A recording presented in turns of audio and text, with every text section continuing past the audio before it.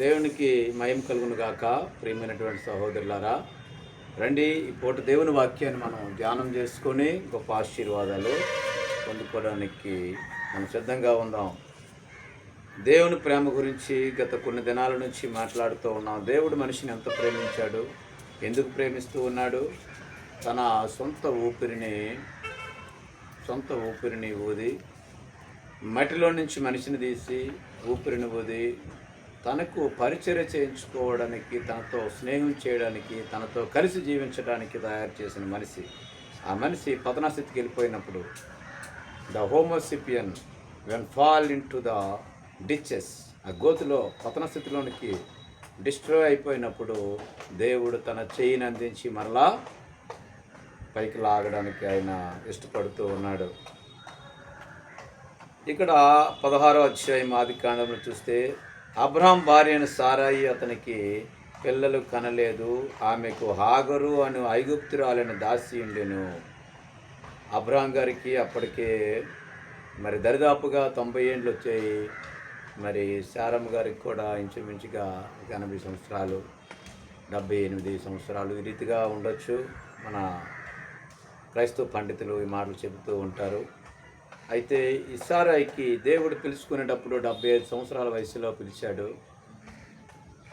అయినప్పటికీ కూడా అన్నీ వచ్చాయి, కానీ ఏమి ఇచ్చినా ప్రభువా నాకు నా యొక్క ఆస్తి అంతస్తులు సమస్తము కూడా ఒక ఉన్నతమైన స్థానంలో ఉన్నప్పటికీ నాకు పిల్లలు లేరు కదయా. మరి పిల్లలు ఇచ్చుట ఎవరి వశం? అది పిల్లలు దేవుడు ఇవ్వాలి. ఎందుకంటే అబ్రహాం భార్య సారాయి అతనికి పిల్లలు కనలేదు. సారా గుడ్రాలుగా ఉన్నప్పుడు ఆమె ఒకటి అంటూ ఉంది, ఇదిగో మన దగ్గర ఒక హాగర్ ఉంది కదా, నేను పిల్లలు కనుకుంటా యెహోవా చేసి ఉన్నాడు, నీవు దయచేసి నా దాసితో పొమ్ము, ఒకవేళ ఆమె వల్ల నాకు సంతానము కలగవచ్చునని అబ్రాహాముతో చెప్పాను. అబ్రహాంతో చెప్తూ దేవుడు అంటున్నాడు, ఇదిగో నీ గర్భాన పుట్టినటువంటి బిడ్డలు, నీ శరీరం ద్వారా పుట్టినటువంటి బిడ్డలు నీకు సంతానం అనబడును. దమస్కు ఎలియాజరు నీకు వారసుడు కాదు, నీ పనివారిలో ఒకడు వారసుడు కాదు, కానీ నీ గర్భాన పుట్టినటువంటి వాడు నీకు వారసుడు అవును.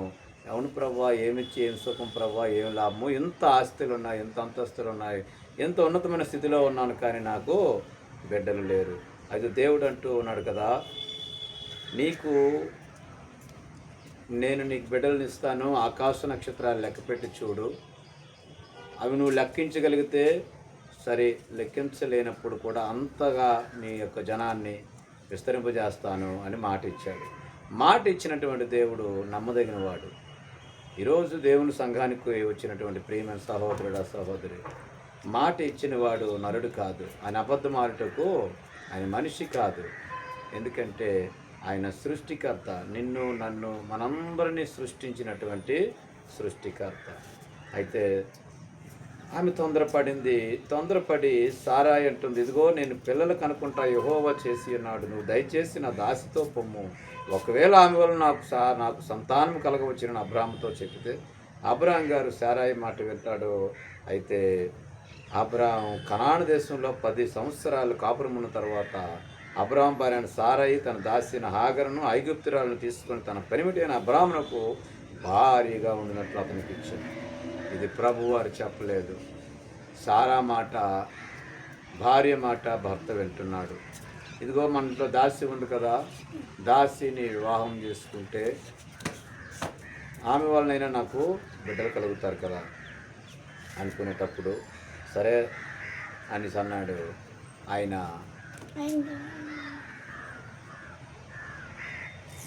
వెళ్ళిపోవాలి. అయితే ఆమె వలనైనా కానీ నాకు బిడ్డలు కలుగుతారు కదా అనేసి అనుకునేటప్పుడు సరే అని చెప్పాడు. సరే అని చెప్పేసి నువ్వు ఆమెను హాగరును వివాహం చేసుకో అని చెప్పేసి అప్పగించింది. హాగరును వివాహం చేసుకున్న తర్వాత ఆమె గర్భవతి అయినదని తెలుసుకున్నప్పుడు తన యజమానురాలు దాని దృష్టికి నీచమైనదాయని. యజమానురాలుగా ఉన్నటువంటి వ్యక్తి ఆ వ్యక్తిని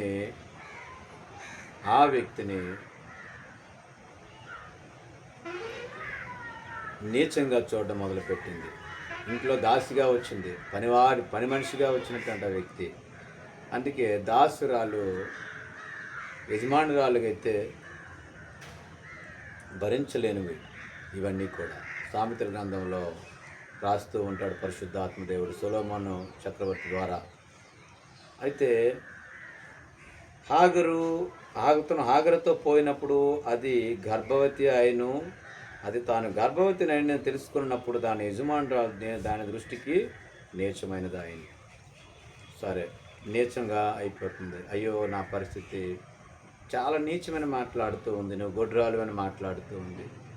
నువ్వు పిల్లలు లేని దానివని మాట్లాడుతూ ఉంది. పిల్లల్ని ఎవరు ఇవ్వాలి? దేవుడు ఇవ్వాలి. జీవము గల దేవుడు ఇవ్వాలి. మరి ఈ రీతిగా ఉన్నటప్పుడు అబ్రహాం గారితో అన్నప్పుడు సారాయికి తన మనసుకు నొప్పించి ఆమె అంటూ ఉంది, నా ఉసురు నీకు తగులును, నేనే నా దాసిని నీ కౌగుటి ఇచ్చిన తర్వాత ఆమె గర్భవతి అని తెలుసుకున్నప్పుడు నేను దాని దృష్టికి నీచమైన దానిని అయితిని. నీకును యెహోవా న్యాయం తీర్చునుగాక నా అబ్రాహాముతో. అంటే ఏమయ్యా, నేనే కదా నీ చెంతకు చేర్చాను, నేనే కదా దగ్గర వివాహం జరిపించాను. తన గర్భవతి అయినదని తెలుసుకుని నన్ను తక్కువ మాటలు మాట్లాడి, నన్ను నీచమైనటువంటి మాటలు మాట్లాడి నన్ను అసహ్యంగా చేస్తుందయా. మరి దేవుడే నీకును నాకును న్యాయం తీర్చునుగాక అని అబ్రాహాం గారితో అంటే, అందుకు అబ్రాహాము, ఇదిగో నీ దాసి నీ చేతిలో ఉన్నది, నీ మనస్సు వచ్చినట్లు దాన్ని చేయమని సారాయితో చెప్పిండు. ఏమ్మా సారమ్మా, ఇదిగో దాసి నీ చేతిలోనే కదా ఉంది, నువ్వేం కావాలంటే అంత పని చేసుకో అనేసరికి ఆమె దానిని మిక్కిలి శ్రమ పెట్టినందున ఆమె యొద్ద నుండి అది పారిపోగా ఇంకా టార్చర్ చేయడం మొదలుపెట్టారు, హింసించడం మొదలుపెట్టారు. ఎప్పుడైతే సారా హాగరుని హింసిస్తుందో, ఎప్పుడైతే సారా హాగరును టార్చర్ పెడుతుందో, భయంకర వ్యాధులను గురి చేస్తుందో, ఇంకా ఈ వ్యాధులను భరించలేక, ఎందుకంటే యజమానురాలు ఆమె వానరు, ఆస్తికి వానరు. ఆమె దగ్గర ఒదిగి ఉండవలసిన ఆమె తిరిగి ఆమెను అనేక మాటలు మాట్లాడేసరికి ఆమెకు చాలా బాధ, నొప్పి కలిగించింది. తన యజమానుడితో చెప్పేసరికి, తన భర్తతో చెప్పేసరికి మరి ఆయన అంటూ ఉన్నాడు, నీ ఎదుటే ఉంది, ఎగో హాగరు నీ చేతిలో ఉన్నది, నీ మనసుకు వచ్చినట్లు చేయమంటే సారా ఆమెను శ్రమ పెట్టినందున ఆమె యొద్ద నుండి అది పారిపోగా యెహోవా దూత అరణ్యంలో నీటి బొగ్గ యొద్ద, అనగా షూరు మార్గములో బొగ్గ యొద్ద ఆమెను కనుగొని, సారాయి దాసి అయిన హాగరు, ఎక్కడి నుండి వచ్చితివి, ఎక్కడికి వెళుచున్నావని అడిగినందుకు హాగరు, సారాయి దాసి అయిన హాగరు ఈరోజు ఎంత ప్రేమిస్తున్నాడు నిన్ను చూడండి.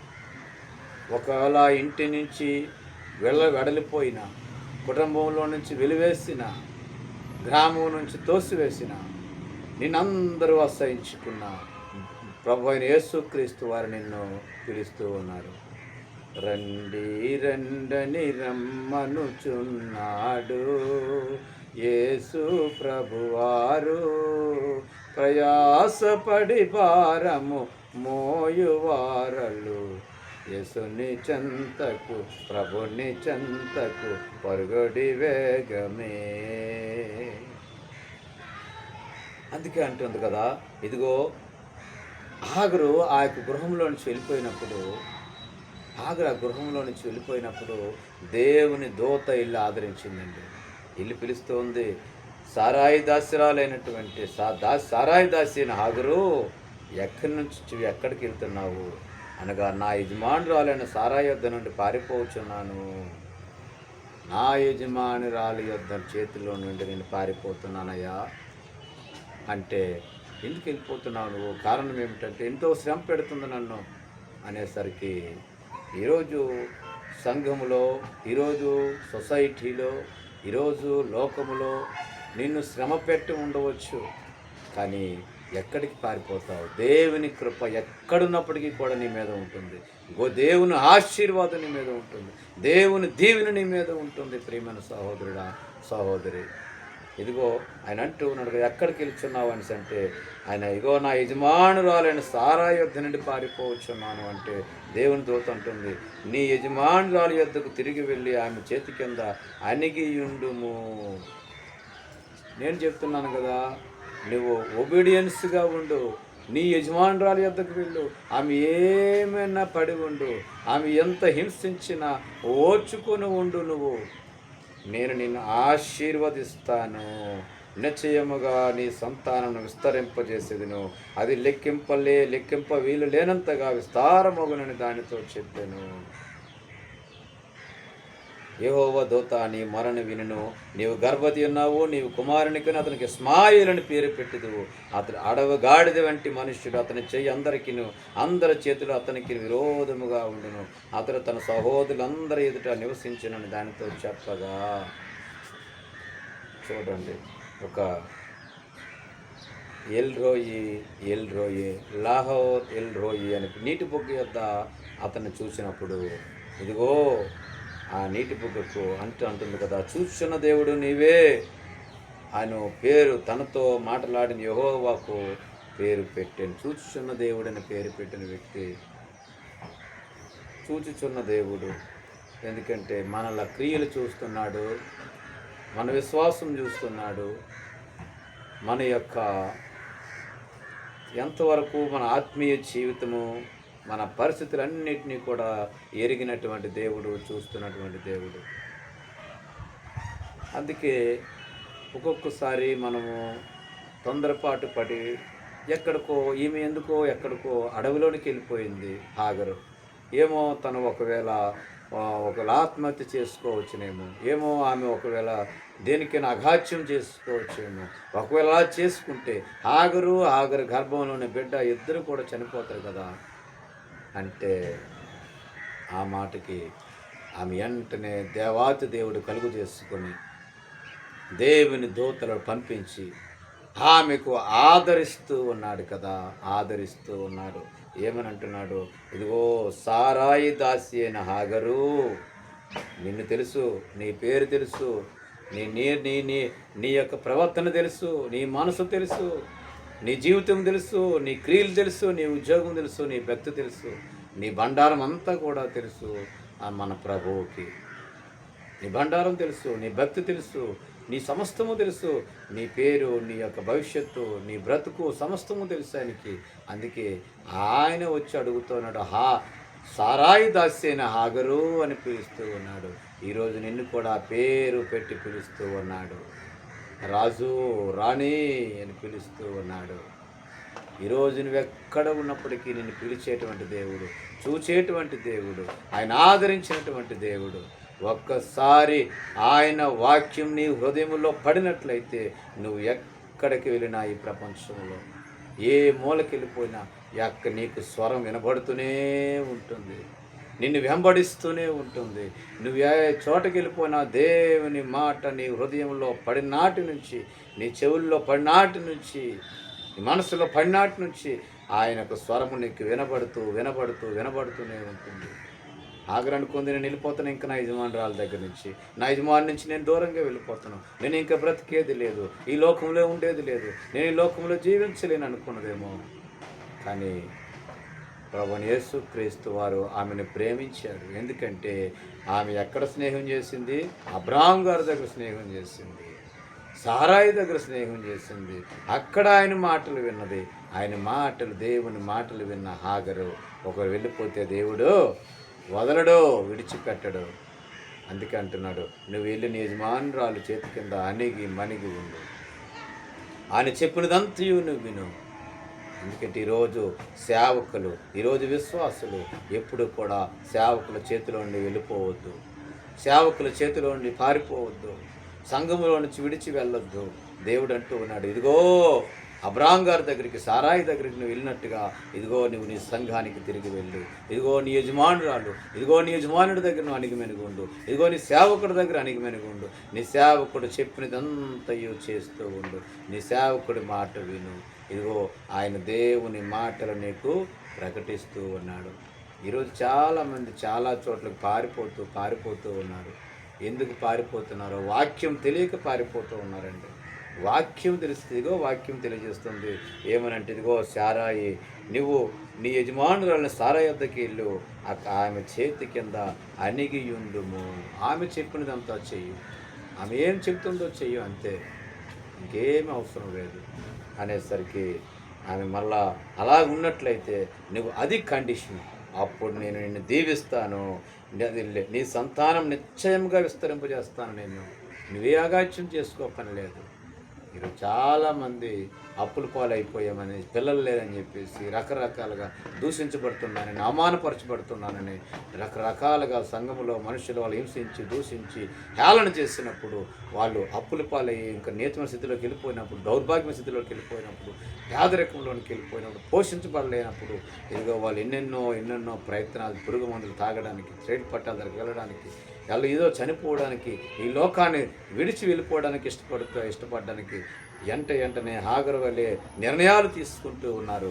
ఎటువంటి నిర్ణయం తీసుకోవడానికి వీలు లేదు. దేవుడు ప్రత్యేకంగా మాట్లాడుతూ ఉన్నాడు ఈ పూట నీతో. ఇదిగో అటువంటి నిర్ణయం తీసుకోబోతున్నావా? ఇదిగో హాగరు అని పిలుస్తూ ఉన్న దేవుడు, ఇదిగో రాజు అని పిలుస్తున్న దేవుడు, దావీదు అని పిలుస్తున్న దేవుడు, సమూయేలు అని పిలుస్తున్నటువంటి దేవుడు, నిన్ను పేరు పెట్టి పిలుస్తున్నటువంటి దేవుడు, ఆ దేవుడు నీతో మాట్లాడుతూ అంటున్నాడు, నువ్వే అగాత్యం చేసుకొనవద్దు, మళ్ళా నీ సంఘంలోనికి నువ్వు వెళ్ళు, ఆయన చెప్పినదంతయు చెయ్యి, ఆయన చెప్పినదంతయు చెయ్యి. ఎందుకంటే ఆయన జీవము గల దేవుని మాటలు ఆయన తెలియపరుస్తూ ఉన్నాడు. కాబట్టి అలాగే అది కండిషన్ చేసినట్లయితే నీ సంతానాన్ని నేను లెక్కింప వీలు లేనంతగా విస్తారమగునని దానితో చెప్పాను. అయితే కుమారుని కంటావో, కుమారునికి ఇస్మాయిల్ అని పేరు పెడతావు. అతను అడవి గాడిద లాంటి మనుష్యుడు. అయితే అతని చేయి అందరి చేతులు అతనికి విరోధముగా ఉంటాయి. ఇదిగో అతడు తన సహోదరుల ఎదుటనే నివసిస్తాడు. ఇంతగా నేను దీవిస్తాను అని హాగరుకి మాట ఇచ్చినప్పుడు ఆమె మరలా వెళ్ళి తన యొక్క యజమానురాలు చేతి కింద ఉన్నప్పుడు, ఇది వాళ్ళేనండి, ఇవాళ ఇస్మాయిల్ సంతానమే ఇవాళ ప్రపంచంతో నిండిపోతూ ఉందండి. హాగరు ఒక్క మాట విన్నదండి, దేవుడి మాట విన్నదండి. ఈరోజు దేవుని మాట విన్నట్లయితే, జీవము గల దేవుని మాటలు విన్నట్లయితే, ఇగో నువ్వు డిప్రెషన్లో ఉన్నావో, ఇగో డిస్పైస్లో ఉన్నావో, నువ్వు ఏ స్థితిలో ఉన్నప్పటికీ కూడా దేవుడు నిన్ను ఆదరిస్తూ ఉన్నాడు, నిన్ను పిలుస్తూ ఉన్నాడు, దీవించడానికి సిద్ధపడుతూ ఉన్నాడు. బిడ్డలు లేనటువంటి తల్లులారా, అందరికీ ఒక శుభవార్త. జీవము గల దేవుడు ఇచ్చేటువంటి గర్భము యెహోవా, గర్భఫలము యెహోవా ఇచ్చిన దానము ఆయనే ఇవ్వాలండి. ఆయన యొద్దకు వచ్చి అడిగినప్పుడు ఆయన సిద్ధపరుస్తూ ఉంటాడు. 99 ఏండ్ల అబ్రాహాం గారికి 90 ఏళ్ళు నిండిపోయినటువంటి సారా గారికి కూడా దేవుడు ఇచ్చాడండి ఆ రోజు. ఈరోజు నీకు కూడా దేవుడు ఇవ్వడానికి సిద్ధపడుతున్నాడు. ఆయన మాట వింటే చాలు. కాబట్టి ఈరోజు మనం చెప్పబోయినటువంటి మాటలు చూసినట్లయితే, ప్రియమైన సహోదరులారా, రండి.